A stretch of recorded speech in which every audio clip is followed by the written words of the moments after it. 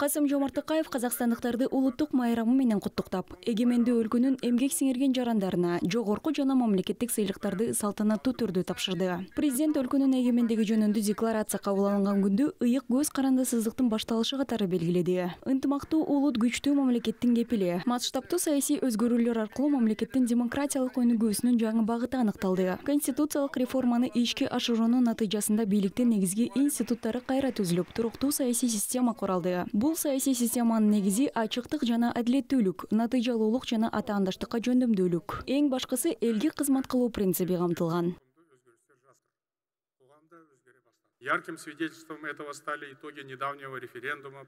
Атомдук электр станциясын куруу боюнча жакында өткөн референдумдун жыйынтыгы буга ачык далил. Жарандардын 70%-дан ашыгы АЭСти курууну колдоп добуш беришкен. Бул биздин элибиз тагдыры чечүүчү көз ирмемдерге чыгуу жолун тандарын көрсөттү. Ар кандай көз караштар бирдиктүү улут принциби биздин мамлекеттин саясаттын негизи. Жалпысынан энергия тартыштыгынын көбөйүшү биздин өлкө үчүн өтө актуалдуу маселелердин бири. Аны убагында чечпесе экономикабыздын өнүгүшүнө тоскоол болуп, жарандардын жашоо сапатына терс таасирин тийгизиши мүмкүн.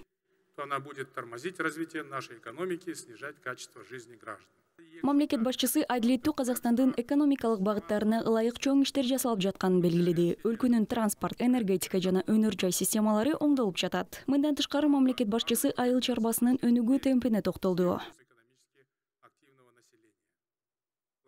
Казакстан әлемдік азық-түлік нарығындағы рөлін күшейте береді. Казакстан дүйнөлүк азык-түлүк рыногундагы ролун бекемдөөнү улантат. Азыр күзгү оруп жүйүү иштер аяктады. Дыйкан жамаатына чын жүрөктөн ыраазычылык билдирем. Жазгы суу ташкынына карабастан 26 миллион тоннадан ашык дан жыйналды. Бул рекордтук көрсөткүч. Буга мамлекет тарабынан реалдуу жардам дагы өөлгө түзгөнү анык. Быйыл жазгы себүү өнөктүгүнө арзан насыялардын көлөмү 3 эсеге өстү. Көктемгі егіс науқанына берилетін арзан несие көлемі 3 есе көбейді.